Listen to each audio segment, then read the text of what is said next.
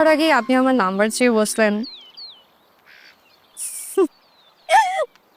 আচ্ছা ঠিক আছে, আপনার নাম্বারটা দিন, মিস কল দিচ্ছি। মিস কল পর্যন্তই থাকুক, মিসেস হওয়ার সুযোগ নাই। এই বিয়ে ক্যান্সার।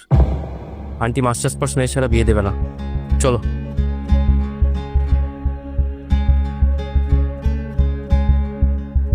আন্টি,